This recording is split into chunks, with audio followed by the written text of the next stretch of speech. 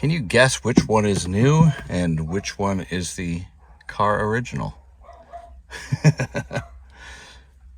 I'm going to show you and give you a great tip on a company that sells these really good value for this.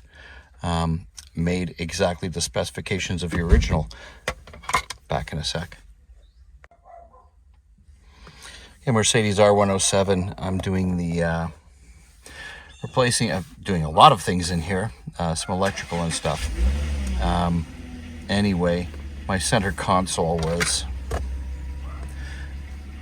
faded from the sun, cracked, and looking at it, I'm thinking I can probably sand this down or strip it, but we've got cracks in the varnish. The varnish is like 0.5 millimeter thick, so you don't want to sand through this because you'll sand through the wood veneer, and so you're probably gonna have to strip this with some type of chemical stripper, and then refinish it and get it back to the red to match the rest of the dashboard. This is what the back of the original looks like. There's supposed to be a little metal post on here, or plastic post, that goes in this little hole in the back of your console. Sorry, I'm on a tripod. There's a little hole here. So to remove it, you undo these two screws up here after you've pulled your ashtray out and slide it backwards, and it will slide this little post, which you can see on the new one. You just use a dowel on the new one, it's fine. You slide the post out and then lift it up. Most people just lift it up and break the post off anyway. The company also were nice enough to send me a beautiful burled walnut shift knob to match, so I'm just going to put the whole thing in. So I'll show you how to do that. And after you've pulled your console out, you're going to lift it up and unplug all your switches. Once you've pulled the switches out, good time to clean them all, because you're never going to get a chance to clean them again. I have heated seats. This is an 89 560 SL, and I'll put this back in the original dash. So you can see once they pop in, there's little feet on the side here, and you just push those in and then push them through. They come out through the front or the face. Once you squeeze them, they pop out through the face.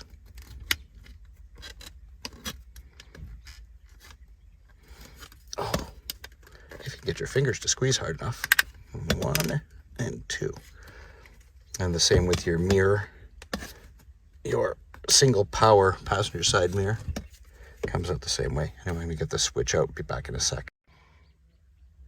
Okay, if you're not doing a shift knob like I am, you don't have to go any further. Switch the plugs back into your switches on the back, and pop the switches in, and you're done. Put it back in, lay it on, slide it forward, and so a little post goes into this notch back here, and then the two screws to hold it on. I am changing my shift knob, so if you want to do that, know how to do that, that's what I'm doing now. Make sure the car's not running, and please don't ask me why I'm mentioning that while you're working on a shifter. Yeah, let's just say it can end in disaster, or almost end in disaster. 4 Phillips screws to hold this on. Don't mind that the plate here is missing. I've taken this out because I'm cleaning it up. And then this will just come up.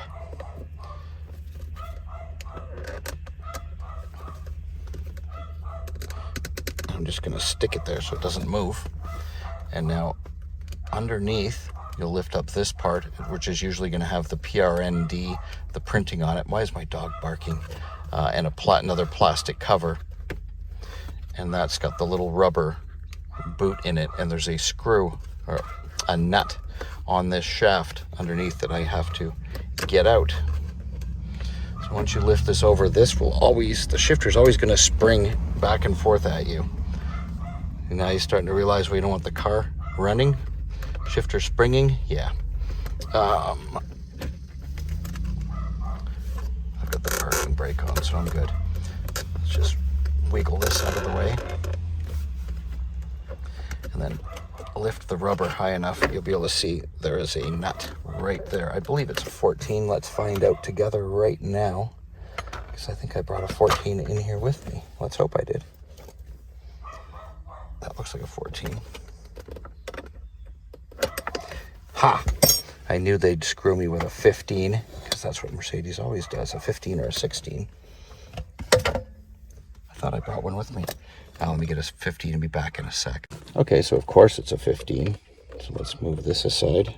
Can you see under there? I don't know if you can. Maybe not. Let's move you.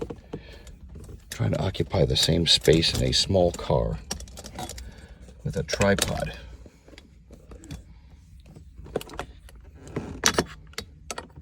$15mm nut right there. And just loosen that. Might be easier said than done because it's probably been on here for 30 years. There we go. Loosen that, and now we will unscrew it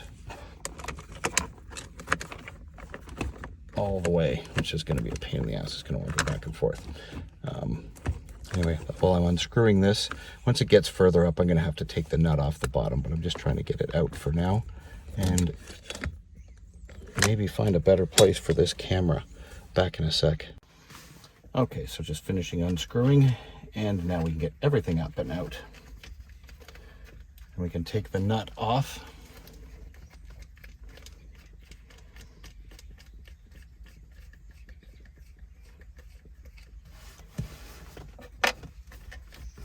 And slide everything out.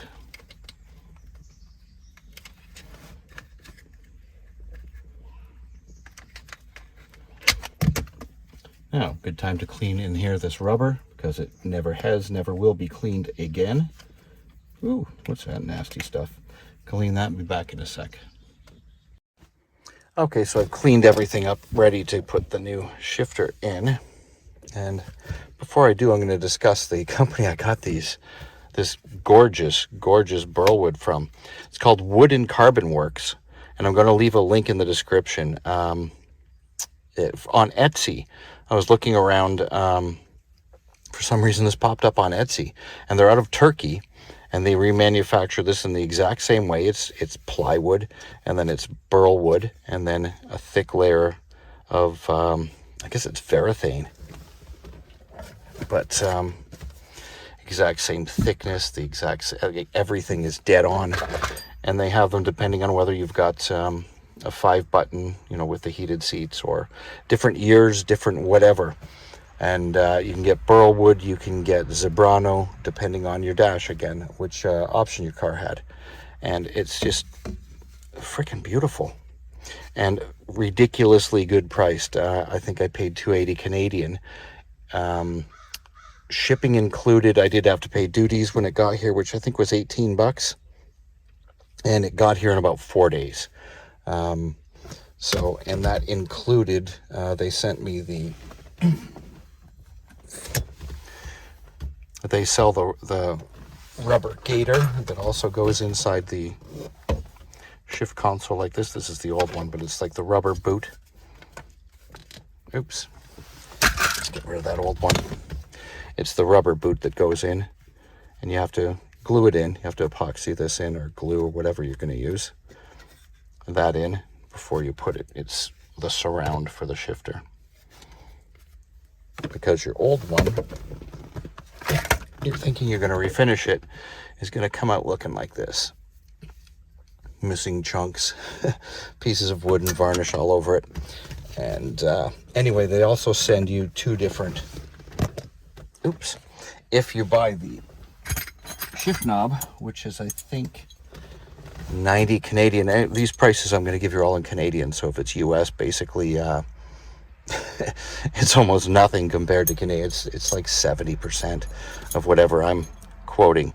So here's the original shifter. So obviously this I think is for the R124 and maybe the W126, but they give you 2 different handles, shafts, in case you need one. Oops. So now I can, where's my nut? There it is. Can this go from the top? No, it can't. So I'm going to put the nut on the shaft. Shut up. And then, good God, screw the shaft with the nut into the shifter hole.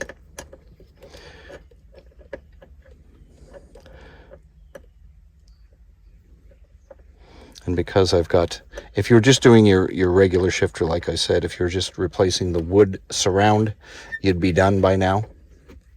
But I'm replacing the shifter. So I've got to screw this down a little bit. I want to see from the original shifter how far down that one went in. Kind of gauge how far down it goes in. This is going to go down a little further.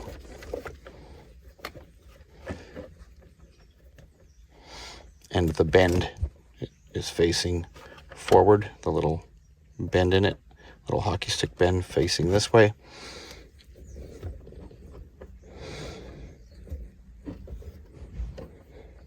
Okay, I'm going to tighten the lock nut down.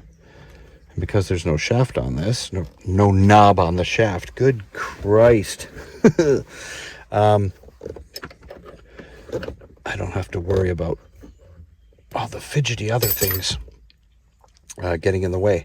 So where's my rubber that I'm going to put on the shaft and then put my knob on? Wow.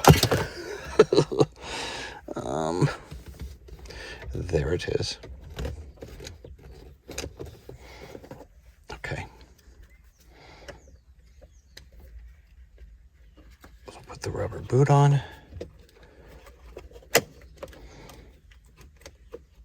Slide that back down in. I'm using an LED bulb to light up my gear position down here. It's because there's no real availability of these little light bulbs that are the gear position indicators. They're very, very low wattage. And I can't find one that's not going to be a little too hot to be in there, connected with everything else, so or in contact with other things. So I just put an LED in there. It'll look fine, in my opinion, anyway.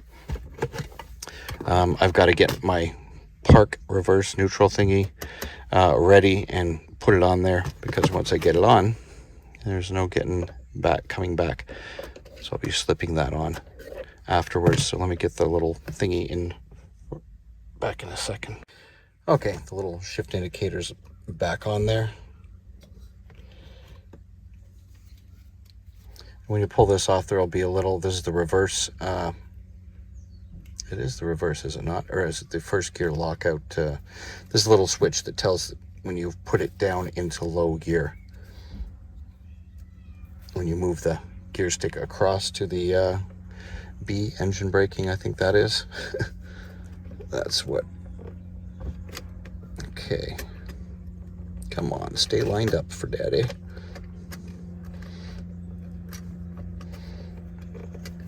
Yeah. It's a bit of a pain.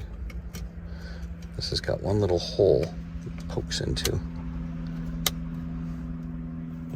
and then lines up.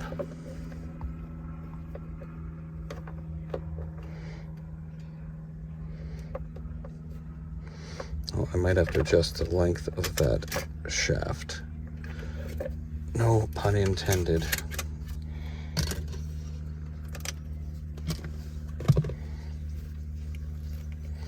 The length of the screwed in shaft, I think I've got to adjust it so that it comes to rest the same spot the old one did. Oh, maybe it does.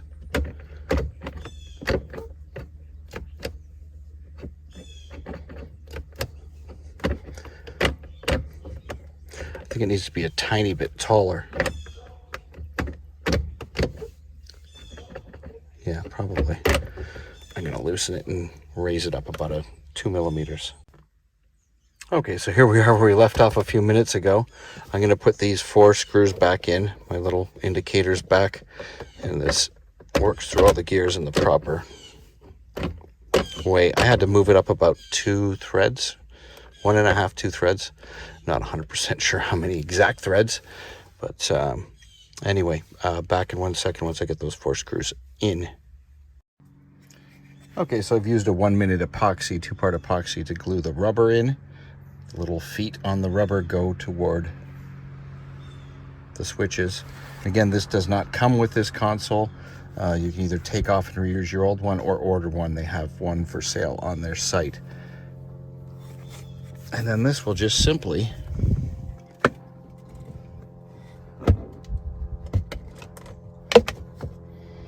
and remember this little peg back here that has to go in this hole. Once you get your switches and stuff in, best to have this in neutral. And then you'll slide it forward and that will lock that in place.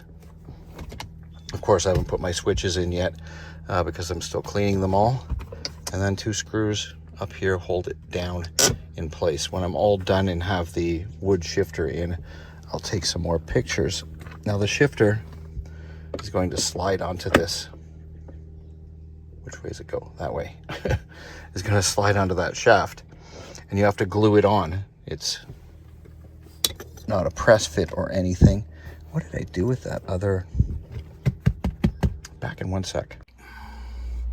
Okay, so I'm using 2 O-rings. You can use some tape or something if you're doing this, because again, the knob has to be glued on. You don't want the glue to goop down the shaft. God, the references. Forward is this way. So I'm just going to push it down until the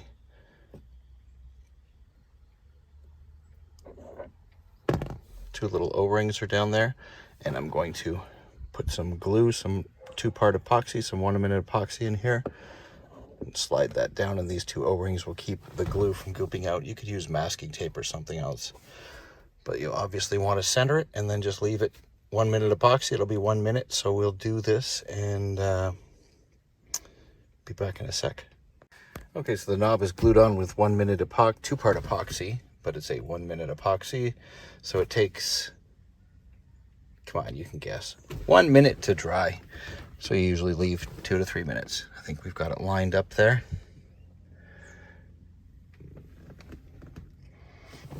And then we can pop all of our switches in.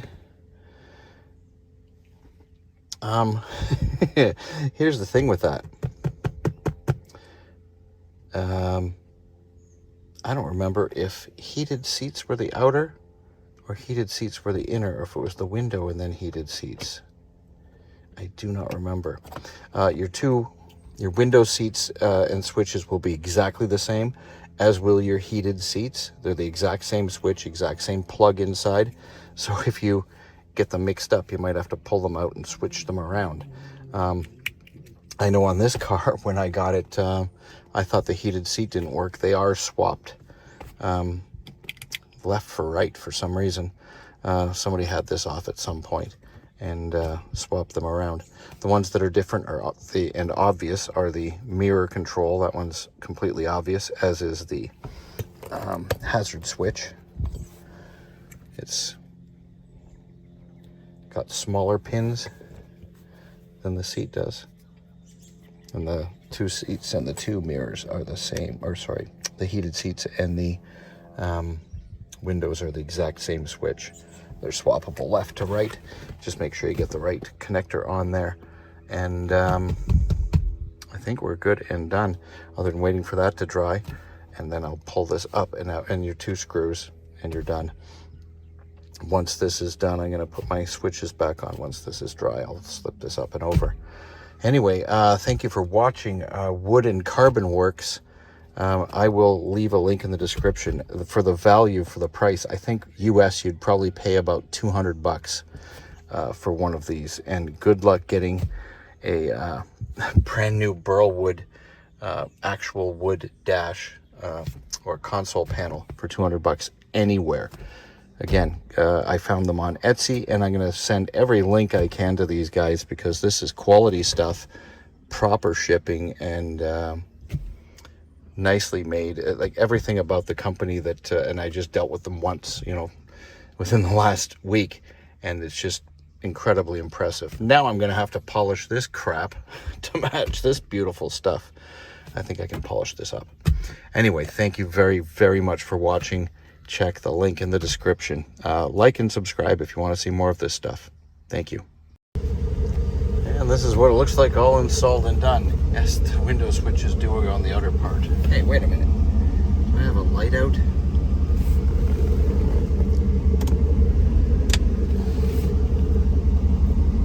Nope, that's on. On. Arrgh. Oh. Now I've got to figure out that. Probably they have a little LED inside. Oh boy. Anyway, time to pull this back out so I can check on that. Anyway, thanks for watching. Yeah, beautiful. Let's look at the old one. One more time. Ah! Good God. Yeah, it doesn't really match, does it? Thanks for watching.